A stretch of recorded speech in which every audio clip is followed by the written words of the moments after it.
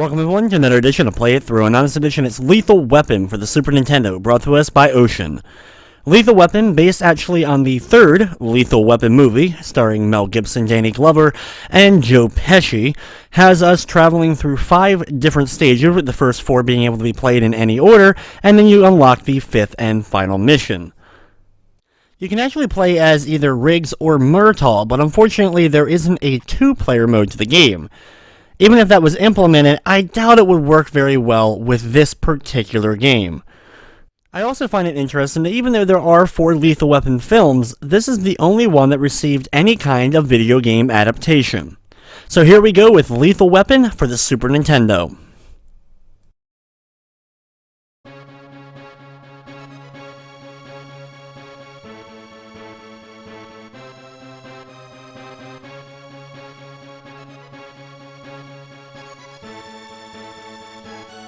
When you get to the main menu of the game, you can either jump right into the game or first check out the options menu, be able to change the difficulty setting to easy, normal, or hard, and I'll be playing on the normal difficulty, as the game is quite difficult on its own, even on the easy difficulty.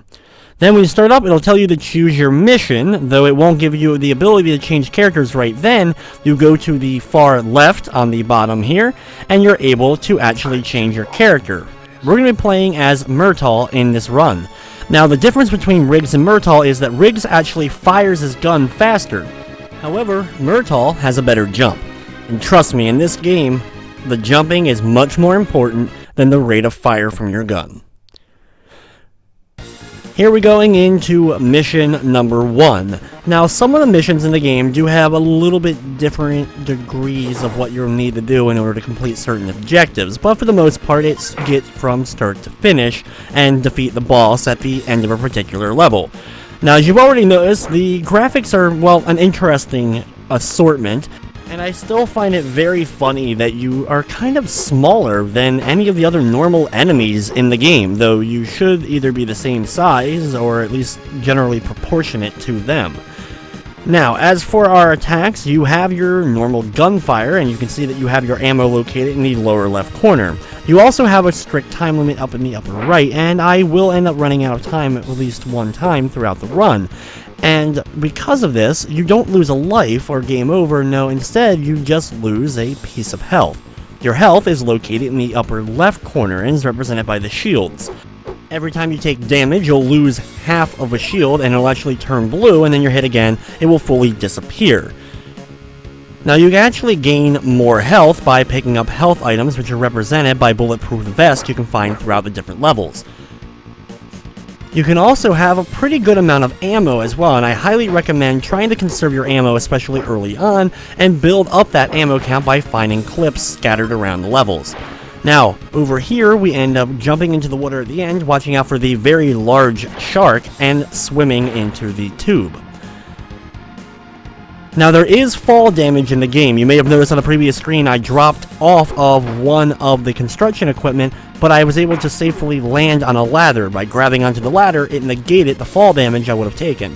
Thankfully, the fall damage is not relative to the distance you fall.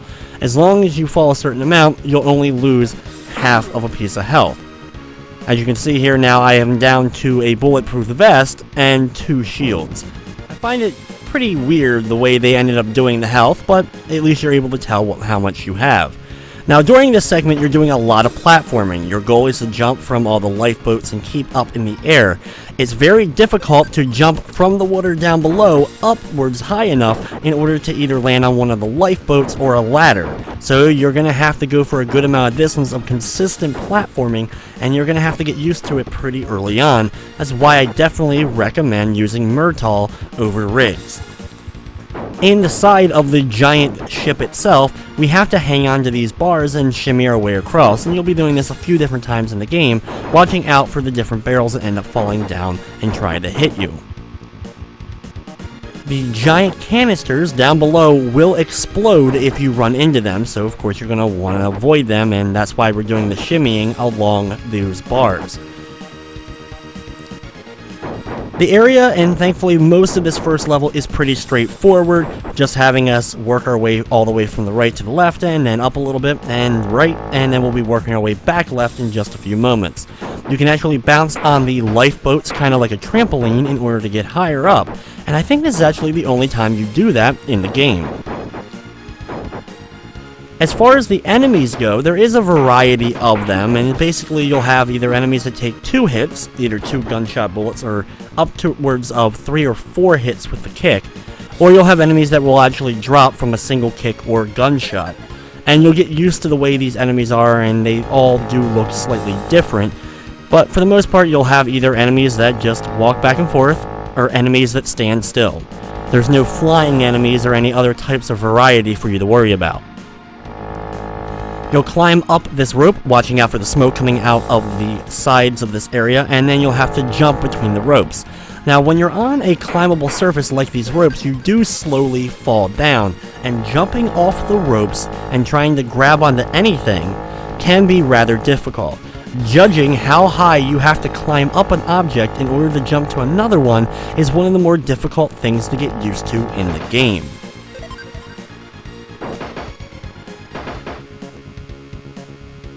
Once we are over here, we're going to climb up this ladder, be sure to grab the ammo, and then go through the door on the right side.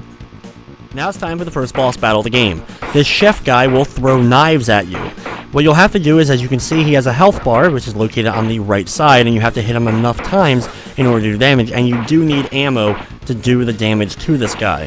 He jumps around, but even if he throws his knives out, what you want to do is try to get either underneath of him, or since the knives come out in the spread shop, you can actually jump in between the knives. Keep firing as much as possible, and you'll drain the health and complete the mission. Overall, while the levels can be quite difficult, for the most part, the bosses are pretty easy. The hardest boss, though, I think at least, is in level 2. Now, level 2 has us traveling in the sewer system. This is a pretty long and lengthy level. While there's only 5 levels in the game, the 4 main levels especially are quite lengthy. Navigating your way through the sewer is definitely trickier than navigating your way through the area that we were in previous. One of the other annoying things about the game, as far as stuff like spikes or even electricity, as well as sometimes with the alligators that we're dealing with in this level, you'll have it that when they hit you, you end up having the screen fade out and you'll appear back at the beginning of an area. Same thing happens if you end up falling down a pit at any point. If you need some extra health, be sure to drop down into the water, watching out for the alligator, and grab the health in the lower left corner. Like I mentioned though, with the spikes, if you hit a spike, you will have to go back to the beginning of the area you're currently in. Definitely one of the most annoying aspects of this game. There is one time though where it actually will end up coming in handy, allowing us to backtrack where it would normally just be a little bit of a pain to do so. That, however, won't be coming up until level number 4. Now, when it comes to the ammo as well as the clocks, which restore some of the time or add some time to your timer, you actually can destroy them if you accidentally shoot them, so be careful when you're near ammo of any kind or any other item that you're going to pick up, because you can destroy it with a gunshot.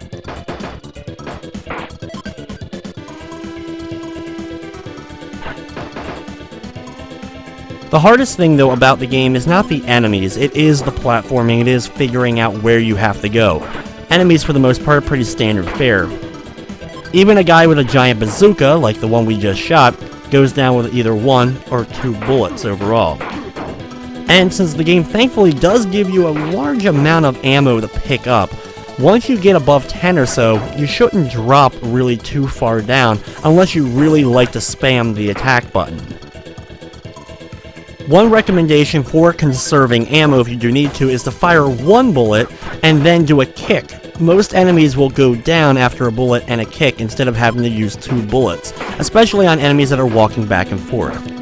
One notable thing about the enemies though that do walk back and forth on a platform, they seem to like to turn around as soon as you deliver the first hit, even turning around the opposite direction from you. This will help you and sometimes hurt you, especially if you're trying to walk towards an enemy and fire at him from behind. He'll end up turning around quickly and running back into you. Now this is the area where it starts to get a little bit more confusing on figuring out where you have to go. This giant duct system, you'll have to come up and go into the upper right corner and hit this switch, turning the on button off. This will open up one of the gates that we need to go through. Be sure to backtrack over here, watching out instead of falling down the first pit, because you'll end up hitting spikes. Now here, wait for the alligator to move by and drop down and hit another one of the on-off switches, and then use the wires to jump back out. Over here, you want to climb down the ladder and drop down. Another giant alligator waiting for you, as well as another on-off switch. Be sure to hit it and then swim back up to the ladder.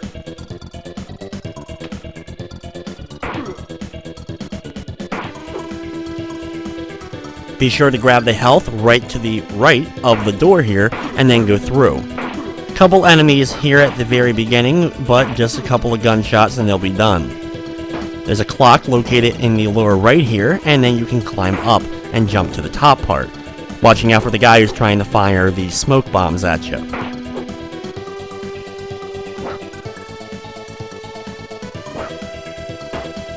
When you make it here, you're going to have to go all the way to the right side and turn off the on switch, and then you can climb up and deal with all the enemies.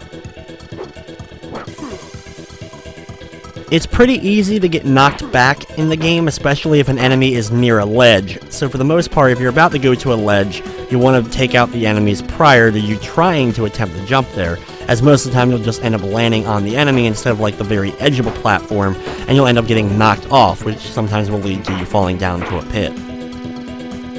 The game doesn't allow a whole lot of shortcuts to be taken, especially when it comes to the platforming, so you want to take your time and make every jump with as much precision as you possibly can. Here you'll find another one of the item bulletproof vest before going through another door. Now here, be sure to climb up the very first ladder you see and hit another one of those switches. You'll have to do this more than one time, as you'll climb up and hit 2 more buttons up 2 more different ladders. Thankfully, they also give you some items for going up there as well. Once you've hit all 3, then you want to just head all the way over to the left side. You'll have to do a little bit of swimming and jumping, but eventually you'll make it to another ladder where you can hit another switch. Now backtrack to that previous split we just have, and now you're going to take the upper path.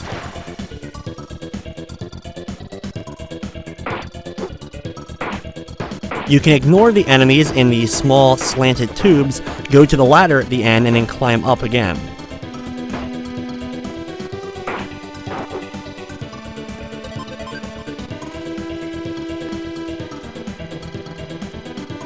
After grabbing even more ammo, you'll climb up another long ladder and finally drop down into the subway system. Now once in the subway system, your goal is going to be pretty much going up on any of the openings. You'll notice a sign with P1 on it, and right next to it is a little bit of an opening. Kind of difficult to see. I missed it the first few times passing it when I first learned the game.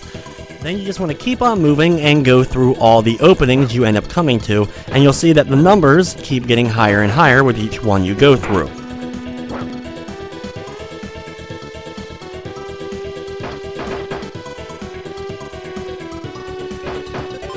Eventually you'll make it to P6, and here you'll have kind of a normal station for the subway, and just keep going to the right. After going through another opening, you'll now have different amounts of TNT on the ground. Getting close to them will end up causing them to explode, causing a hole to form in the ground, so you want to be careful not to fall down into the hole.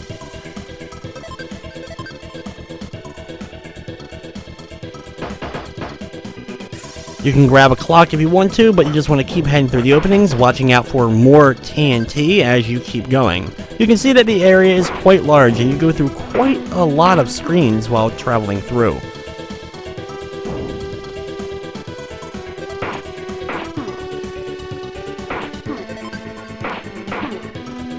While there is a lot of screens here, it's pretty straightforward of just having you go from one end to another and then go through the opening, watching out for the handful of enemies and the dynamite that's scattered everywhere. It seems like it's an endless amount, but eventually you'll arrive at the train itself, and you'll see that this is probably one of the nicer effects of having the lights go on and off, as well as you can see the lights scrolling in the background as the train speeds ahead. As for the enemies, just keep moving forward and firing every so often. The ones that end up moving will go down with one shot, and the other ones that are standing still will take a couple. You can also jump over them if you're trying to conserve ammo, but when you do so, be sure to be prepared to either duck or jump again immediately to watch out for the enemy gunfire like the bazookas. Eventually, though, you'll make it to the boss fight for level number 2. Now, this guy has 3 modes of attack. He either drops landmines out of his backpack, which will explode a few seconds later, probably the weakest of his moves. He will lob grenades at you from off-screen, as well as he'll also fire straight gunfire at you, so you'll have to be able to duck or jump over that. For the most part, though, you want to fire at him even while he's slightly off-screen. If you stand at the right spot, you'll be able to dodge both the grenades and still be able to hit him. When he gets close to you, though, jump on either one of the vending machines on the left or right side and wait for him to get close as well.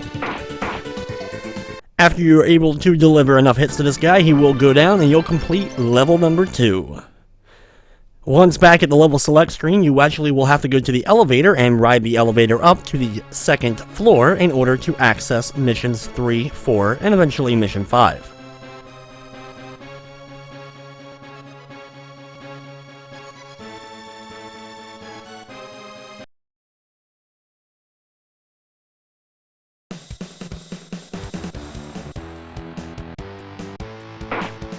Level number 3 takes place in a construction area. A few new enemy types are introduced during this level, including the flamethrower guys. These guys shoot out a large string of fire and then actually wave it up and down. It takes up a good amount of space and can be very tricky to try to dodge around, especially when they're standing on the edge of a platform when you're trying to jump there as well. The other most annoying thing about this level is going to be the air ducts that you can see kind of in the background with the down arrows written above them. Now there's going to be ones just in a little while that if you walk towards them, they'll instantly suck you in and take you to a lower floor, which you don't want to go to. At the beginning of the 2nd screen area, you'll see the ones below us, and we actually have to climb across the bars above us to get over the flamethrower guy, as well as avoid going into the air ducts. On the left side, be sure to grab the health in the lower left corner, as it's always going to be useful. And you can see the flamethrower's flame has a very bad hitbox, so it ends up hitting me even though I was nowhere near it at that time. Up here, we're going to be climbing across some more bars to be sure that we don't end up going down to the previous area and having to backtrack through what we already did. And while the flamethrowers can hit a good amount of distance, we can still fire at them from a good amount off-screen as well. After going through the door with the number 4 above it, we make it to the next screen. Here we have some more of those. Sometimes you'll end up getting pulled in, and other times you can walk straight past them. Each ones are different depending upon where you currently are. When you arrive here on the next screen, you're going to grab the health on the lower right side, and then you want to jump over the ones with the up arrows here. It'll end up taking to an above floor, but we don't want to go there because just like the other ones, it means that we're going to be doing some backtracking. So in case you haven't noticed, our goal at the very beginning of this whole level was to work our way up from the bottom level 1 floor up to level 4, and then work our way back down, and by going through the ducts you would end up going to a previous floor you've already explored. Eventually though, you'll make it to the ground level, the level number 1, and once here, avoid some more enemies and more air ducts, and eventually you'll make it to a couple of lifts going up and down.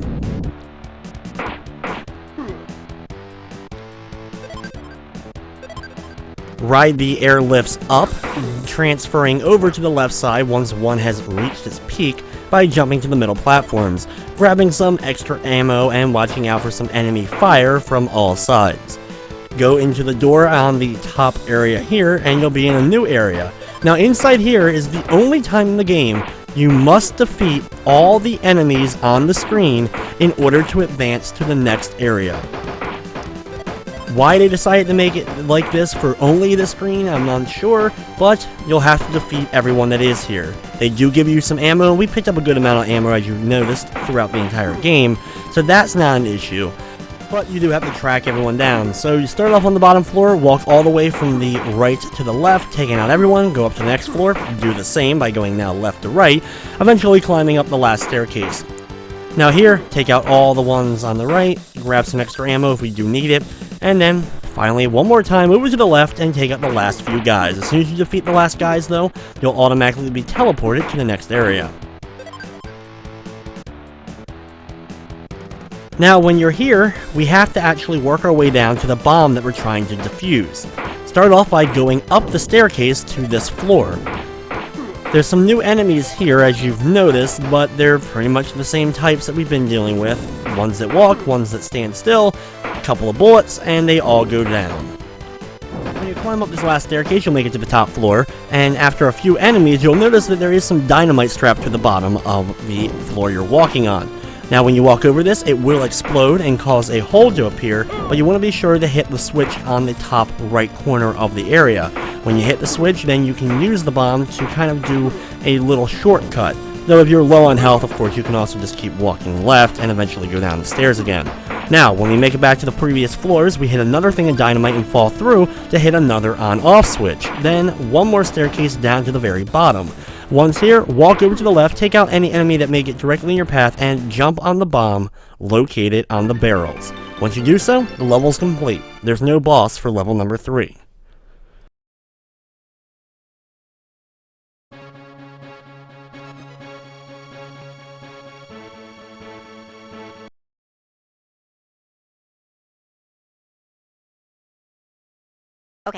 Okay.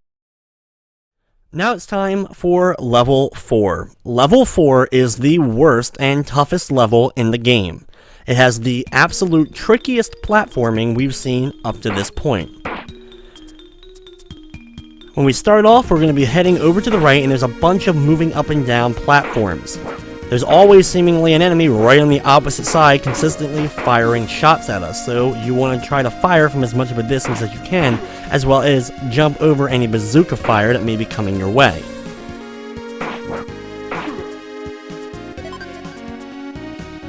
If you end up falling down, you'll only lose, thankfully, half a shield, but you will have to do all the platforming again. This is what makes this whole area, and you'll see as we keep going farther into it, pretty darn tricky to get through. Be sure to grab the health on the right side before going through the air duct in order to make it to the second screen. Now here, jump on the moving lift and actually go up to the above level. Then work your way left to a ladder. Another thing you'll notice here is that the floor will shake at different spots, and when you step on it, the floor will disappear, leaving a hole. Now, while it would make sense for you to fall through the hole and land on a level down below, however, that ends up not being the case, as you'll end up just falling into kind of a dark abyss area and end up losing the same amount of health and have to redo the area that you would on a normal pit. Ride the elevator up to this floor here and go through the open door.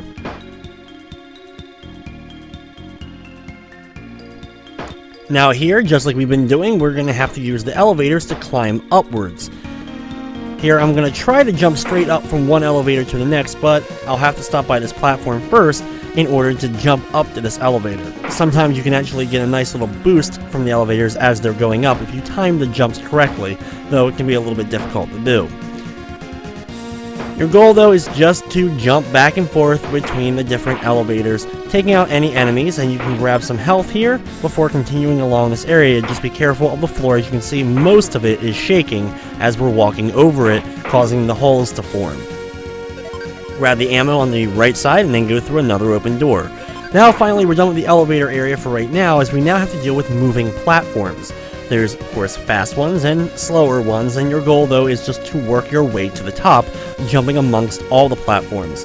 Now, there's also some health and other items, and I end up finding myself getting quite a lot of health during the course of this level, and this works out well, as it should give us more than enough in order to complete the rest of the game. You also can notice that at the top, I have the most amount of health you're able to have at one time. I think picking up any extra health at this point will end up just going away and disappearing and not actually give us any more health, though I may be mistaken on that.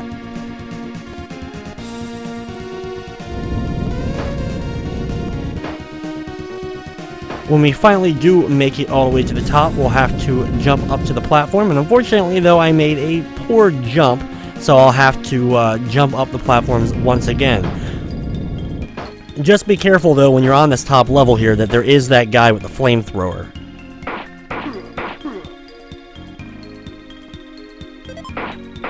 On the next screen, you can grab some more ammo and take out another flamethrower guy before waiting for, well, guess what? The elevators are back. Now, this one is just about the same as the ones we've been dealing with. Jump up amongst the elevators and work your way up to the top.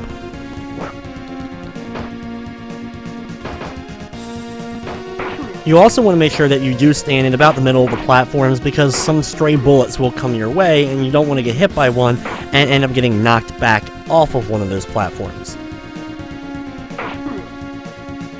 When you make it up here, go through the door and you'll now be in another area similar to the one we were in just a few moments ago with moving platforms that are going left and right. However, here, if you end up getting hit by these things as they're moving, you end up getting hurt. What you have to do is attach yourself to the chain that they're riding along and actually climb on it like we have with some of the poles and other things throughout the game, and use this to boost yourself upwards, and then eventually you'll find some steady platforms for you to stand on. Your goal though is the same as the room that was just like this, and that is to keep climbing till you make it to the open door at the very top. The next room is more of the same, having you shimmy along the different moving platforms in order to work your way up to the very top.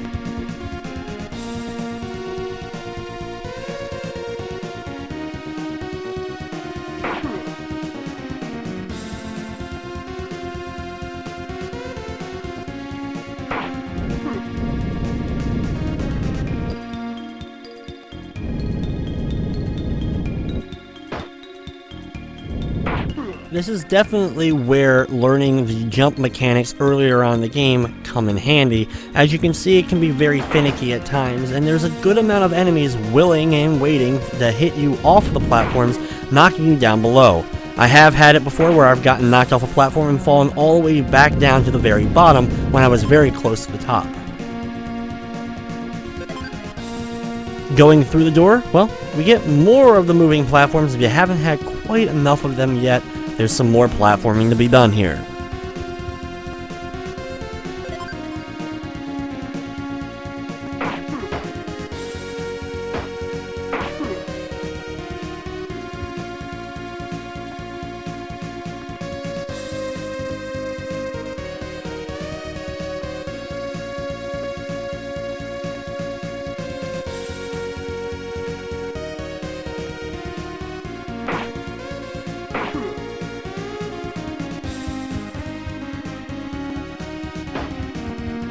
Also, by this time, if you haven't picked up any of the clocks throughout the level, you're probably getting a little bit low on time, so pick up a few here and there if you can. Finally though, after going through the door at the top, we're in a new area. And here what we have to do is hit a bunch of green on-off switches, similar to what we've done in previous levels. The red on-off switches will end up causing platforms to pop out of the wall, allowing us to stand on them. And after a few seconds though, they will retract, so you'll have to hit the switch again. We started off by hitting the one right near the start, and then we climbed up above here and hit the next one. Then you want to drop down to the center area and walk over to the right. Drop down again, and we do take some damage here and there just to kind of speed things along, and then we're going through the opening.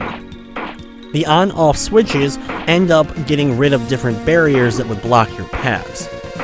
The next screen introduces giant fans that you'll have to deal with. The fans, while they're going, of course, will push you up or sometimes pull you towards them, especially if they're in one of the walls. If you end up getting sucked into the fans, you'll end up taking the typical half a thing of damage as well as have to redo the area. When you made it up here, you want to drop down that right area and hit the on-off switch and then head over to the left. You can pick up some ammo as well as some health to replenish the health that we've lost from some of the falls and other stuff we've done so far. Now, to avoid the fans, you're going to have to hit the switch and then keep jumping. Every time you end up jumping, you'll get farther away. If you try to just hold the right or left button, depending upon where the fan is, and try to walk your way off and away from the fan, it'll just pull you right in and end up hitting you. Now, this can be rather tricky.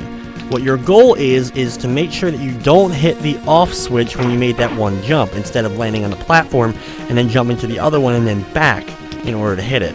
Now here, hit the off on switch, and then after you've turned it off, run into the fan if you want to speed things up a little bit. By going into it and starting back at the beginning of this area, it won't take us as long to get back to that opening, and we don't have to do that tricky platforming area that we passed getting to that fan. Now, another thing you'll notice is my time is getting low, but thankfully I should have enough just to get through the opening, and it'll run out when I make it to the next screen. Like I mentioned before, when the time runs out, thankfully the only penalty is to lose a little bit of health and have to redo whatever current screen you're on.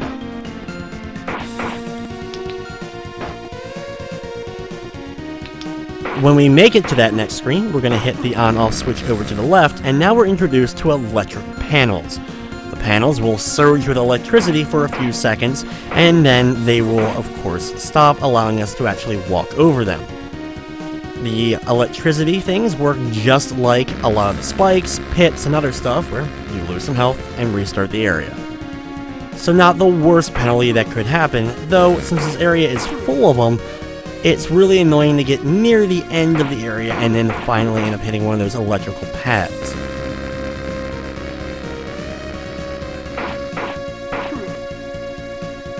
This area, though, is much more straightforward, at least at the beginning, than the other areas. Eventually you'll make it, though, to an elevator moving up and down. There are some fans on the left and right, and I think they may be triggered by one of the switches. You want to be very careful, though, of them overall. After you hit the green switch at the top, you then want to drop back down and start heading back over to the right. A couple more electrical panels throughout here and some fans that will end up pushing you upwards, allowing you to cross the minor gaps that are across this whole area.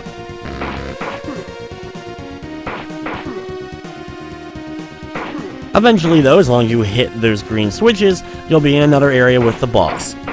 For the boss, this guy is actually a lot easier in my opinion than the previous boss that we dealt with in level 2. Fire at him a couple of times and just keep moving away. He does have a rapid rate of fire when he gets close, but I find actually just standing still sometimes and just keep launching attacks into him, you'll be able to drain his health fast. If you need to, you can use the switch in order to get the platforms to pop out and kind of jump over him to avoid him a little bit more, but just mashing the attack button from as far away as you can seems to be a good strategy. Once you've defeated him, though, we've completed all 4 of the first missions, and the 5th and final mission is now available to us. If you tried to go in here earlier, it would have said this mission is currently unavailable when you highlight the door. Thankfully, though, the final level of the game is a lot easier overall than the previous one we just did. There's a lot of tricky platforming, just like we dealt with before, but there's no switches for you to hit, or alternate or branching paths that may end up getting you lost. It's just pretty much straightforward, get from one side of the screen to the other. A lot of enemies, though, of course, are throughout the level, and being the final level, that's to be expected. But it's the same types of enemies, though they do look a little bit different, and they may have some different guns than we've seen, but it's still the standard 1 or 2 shots in order to drop the enemies. And just like all the moving enemies, they will turn around when you deliver a hit to them one way or the other. If you are low on ammo from the previous level, you can pick up some extra bits of ammo throughout.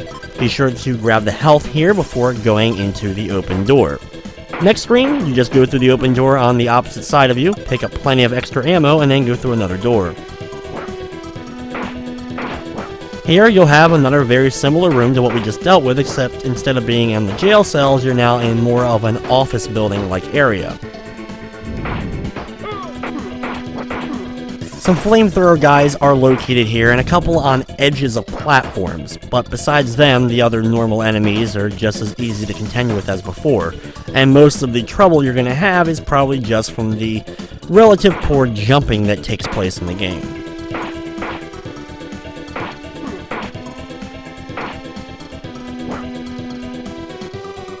This jump here is the trickiest in the area, because there's a flamethrower guy waiting for you as soon as you make the jump, and he has the flame ready to go.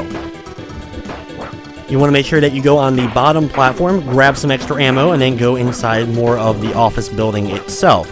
Here, you're just going to work through some pretty small rooms, just going from one end to the other, avoiding enemies if you can, or just get hit once and then just walk through the remainder of the ones that are also on that floor.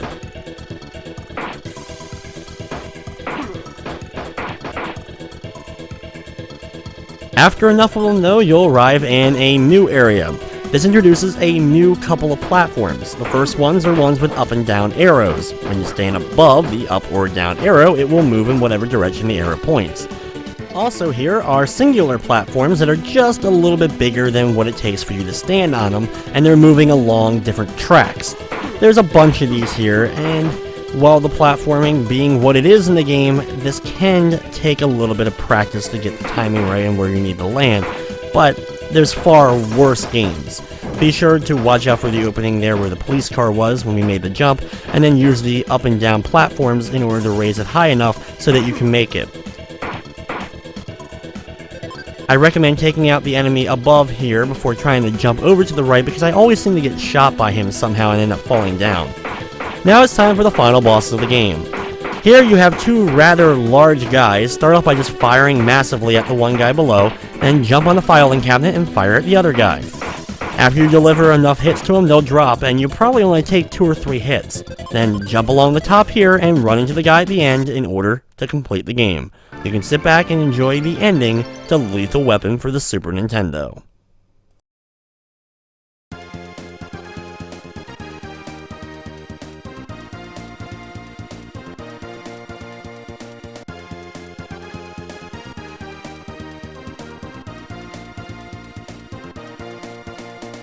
And yep, it's one of those endings, where you get a singular screen with a picture that we've already seen throughout the game, and then a congratulations for completing.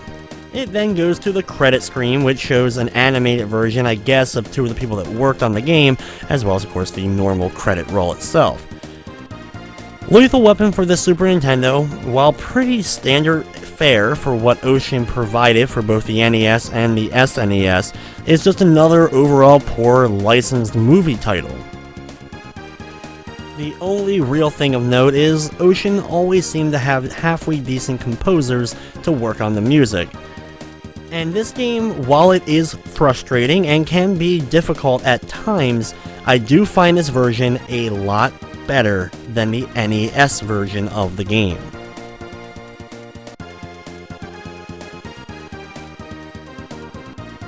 After the credits get done, you'll then have the end written across the wonderful caricatures of the characters, and then you can reset the game if you would like to play it all over again. But with that, that's going to wrap up this edition of Play It Through. I'd like to thank you for watching, and of course, I hope you enjoyed.